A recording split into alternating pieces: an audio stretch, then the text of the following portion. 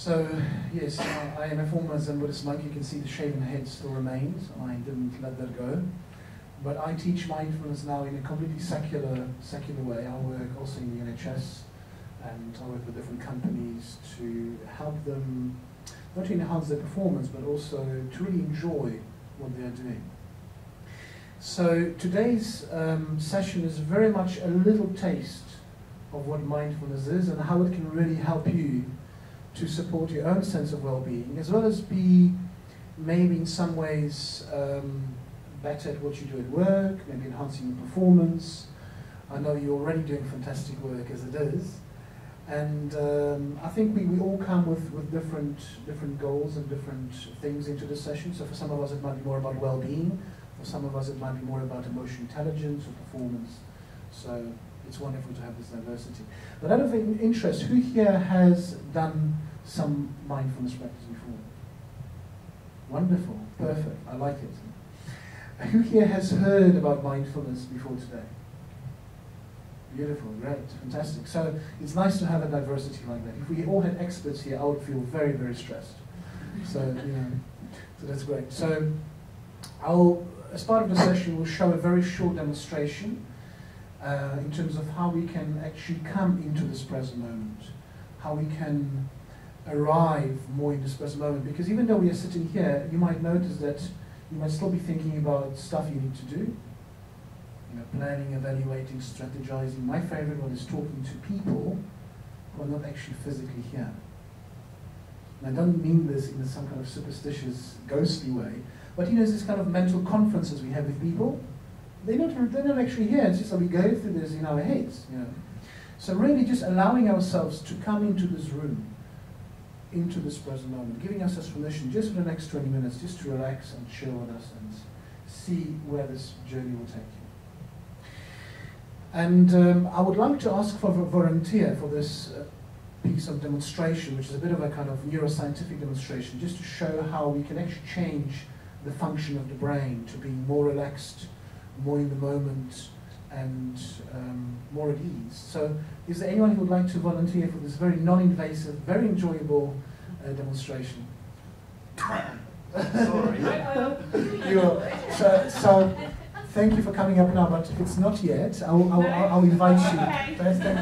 Thank you. I like your eagerness. That's wonderful. Thank you. So in about 10 minutes, time I'll ask you to. What's your name? Diane. Wonderful, Diane. Thank you very much. That's fantastic. So this is Helena, our occupational therapist. She's just giving our certificate to one of the 8-week mindfulness-based stress reduction course participants. You can see they both kind of look happy, which kind of means that we've done something right. This is just our group that we've done the 8-week course with. They also look pretty happy.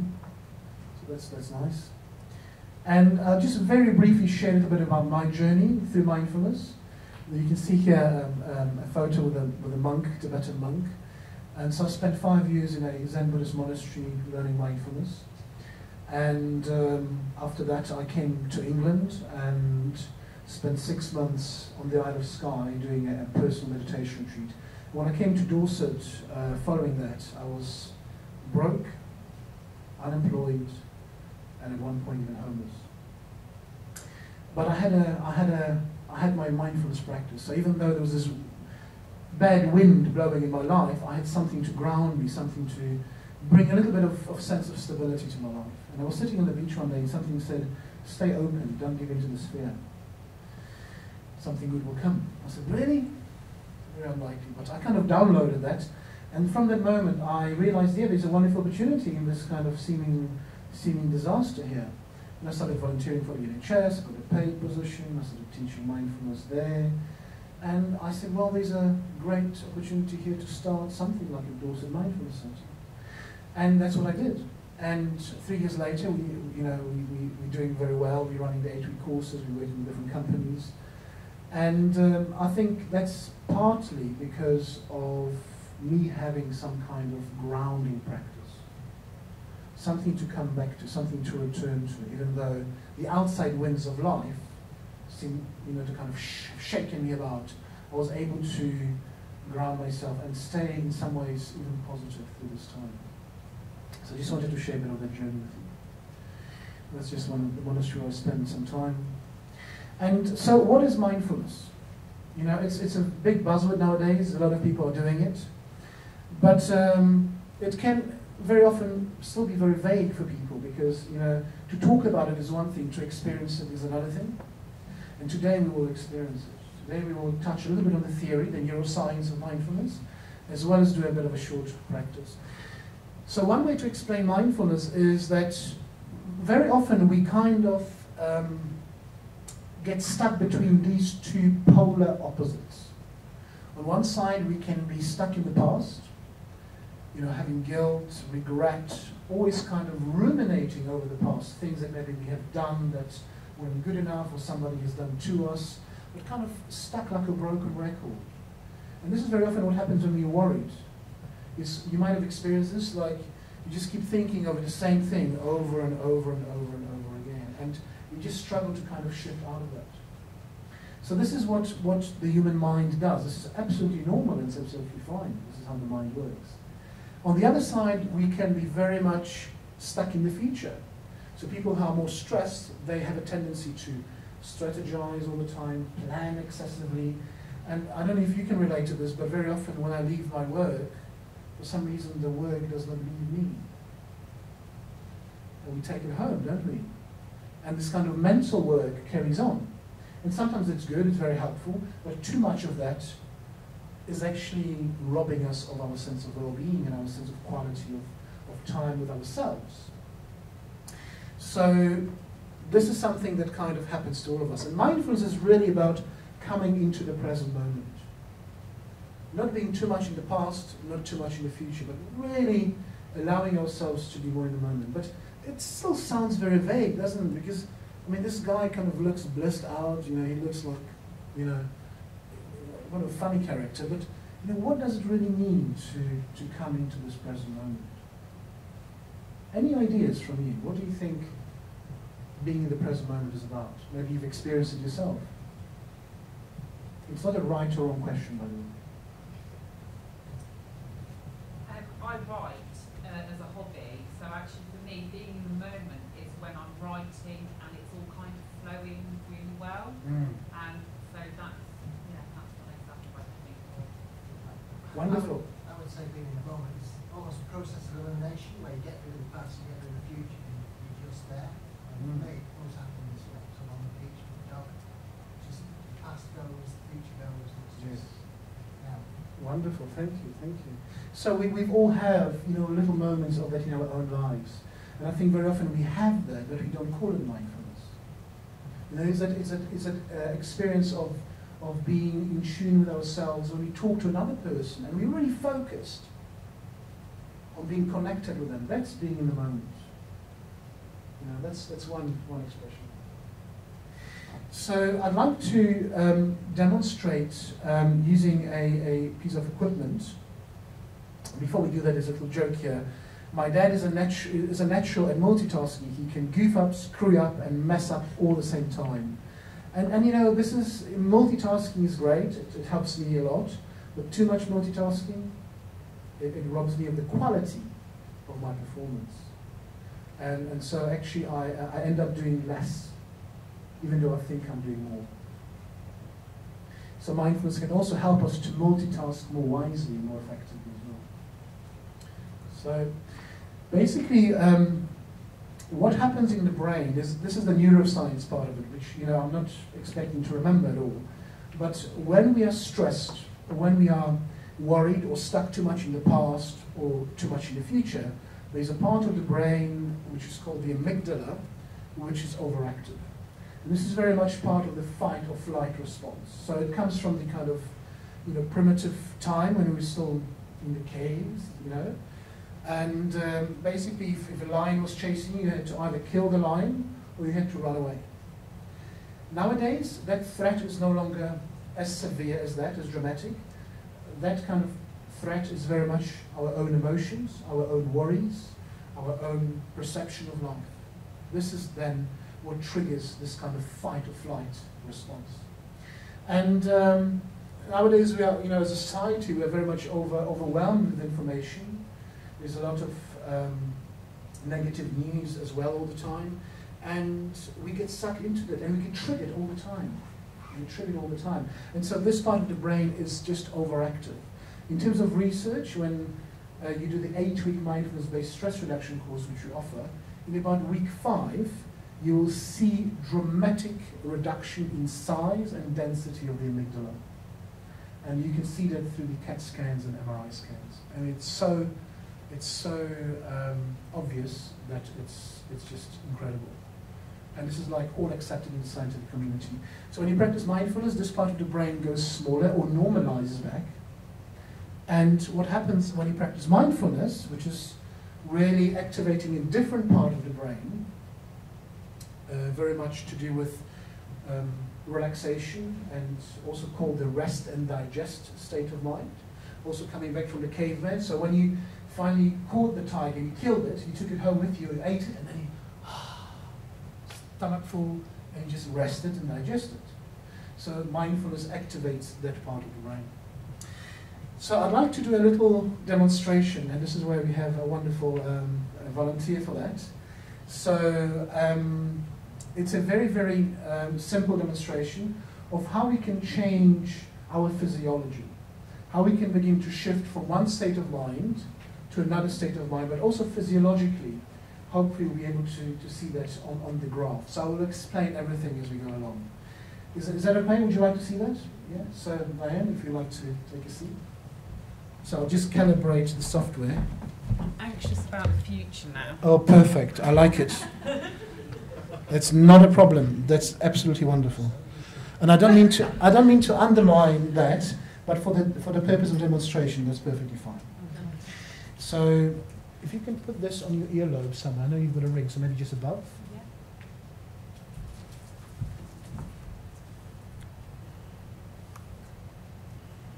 Oh. Let's stop that. No. I didn't mean that. Everything is perfectly fine, Diane. Don't worry.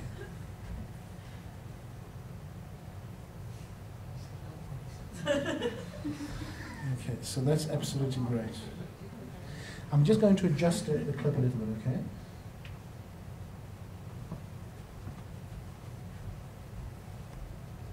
Diane is still with us, even though the graph has disappeared. Wonderful, much better. So I just had to calibrate it a little bit. So can you see here on the graph, we have two graphs, one above and one below. This is Diane's pulse rate. So this is each heartbeat. Each heartbeat is a pulse rate. It's perfectly normal, nothing to worry about. Okay? Everything is fine. If I got one. Well, it shows that you have one, so, and it's working fine. And here we can see Diane's pulse, which is 94, which is perfectly normal. It should be a bit high because of the social situation. And Diane doesn't know what we're going to do, so this is absolutely expected. Everything is fine. And here you see this graph is a little bit all over the place. Can you see? Which is fine as well. Nothing wrong with you.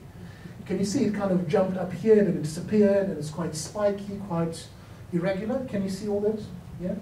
So who here thinks we can change the quality of this graph to more smoother, more even, and more flowy? Hands up. Who do you think, Diane, can change the quality of the graph? Okay, so we've got 3 people, 4 people. Wow. So Only 4. Only 4. What's the graph measuring? So what the graph is measuring here above, thank you, very good question, something called heart rate variability. And it's basically it's the relationship between the breath and the pulse rate. It's a very clever piece of software. So this has nothing to do with the heart rhythm itself. It just shows that each time you breathe in, the heart rate goes up. Each time you breathe, it goes down. And it shows it in a graph way. So basically, this is a representation. This graph here is a representation that Diane is more on the fight or flight response, which is quite natural. Would you say that's right? Yeah. Yeah, perfectly normal. So let's see if we can change it to the rest and digest. Let's see if we can bring Diane more into the present moment. Okay? So then I'm just going to sit on the floor next to you here like this. Okay? And I'll guide you through some breathing exercises. Okay? Don't worry about getting it right or getting it wrong.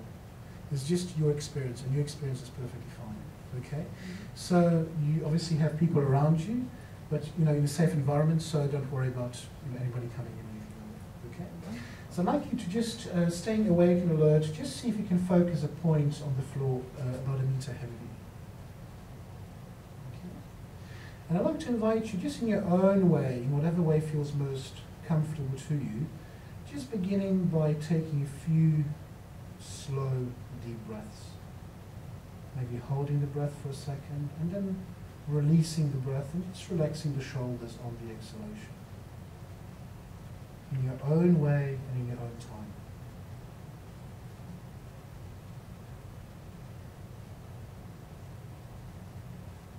Breathing in.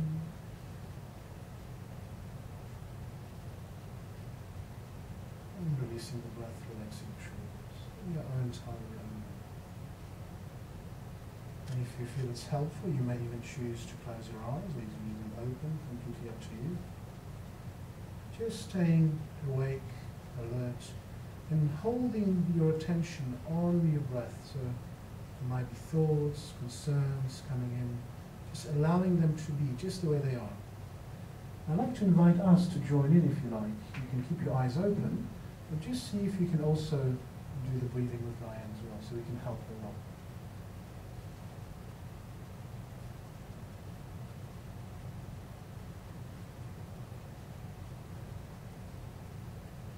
Doing very well.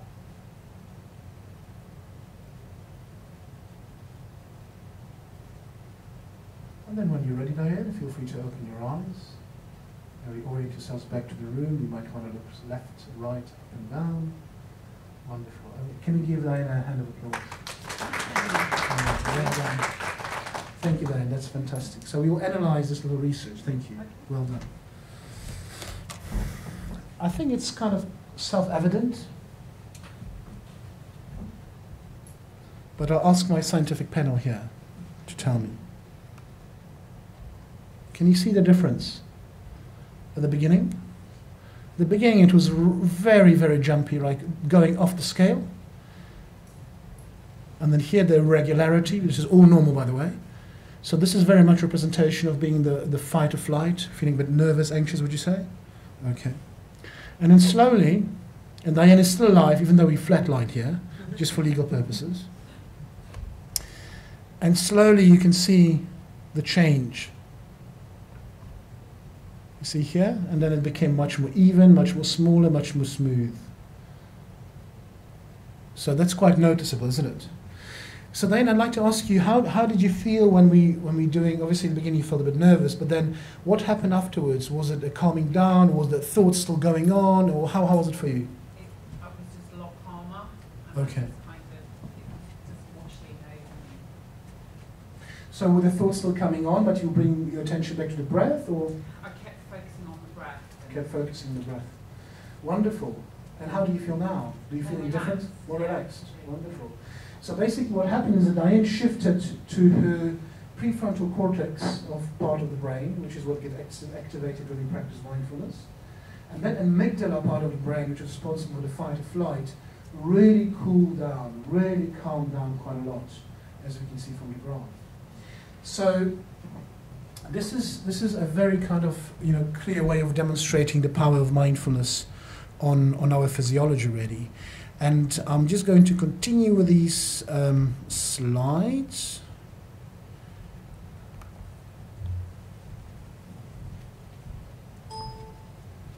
Oh, something happened now. Assistance. Oh, there we go. Wonderful. And then there was light. So I'm still, as you can see, I'm still getting used to technology. So forgive me for the slight mishap with that. So this is what mindfulness can help us get in touch with. It's this real sense of emotional intelligence, because when we're in this more neutral, more present, in the moment state, we can make much clearer decisions because we're not triggered. And what happens when we are stressed is that it's very difficult to think clearly when we are stressed.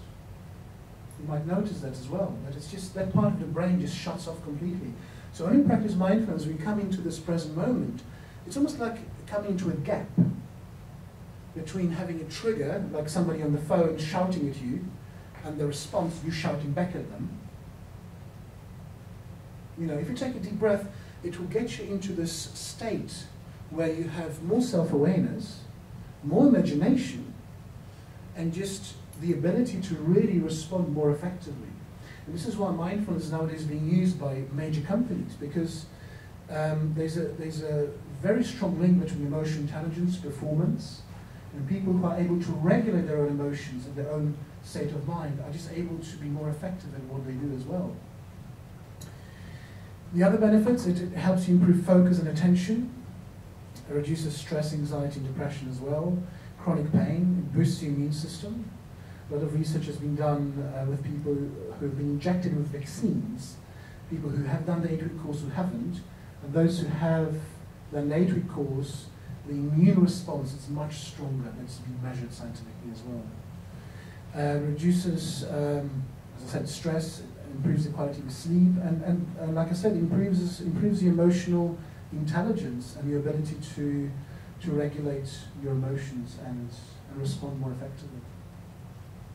These are just some of the companies who are now doing mindfulness, believe it or not, and it's just amazing that, you know, everybody is kind of into it nowadays, whether it's Google, Deutsche Bank, PricewaterhouseCoopers, is it? PricewaterhouseCoopers, something like that. Transport for London is doing it as well. So it's something that's very much popular nowadays as well. So I'd like to just invite some questions. But before I do that, we have an 8-week mindfulness stress reduction course happening on the 16th of July.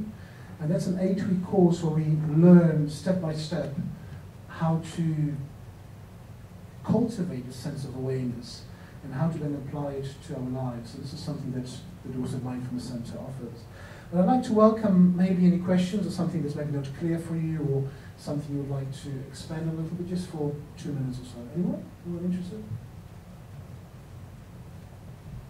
Wonderful. I think I've done a good job, perhaps. So just to bring it to an end.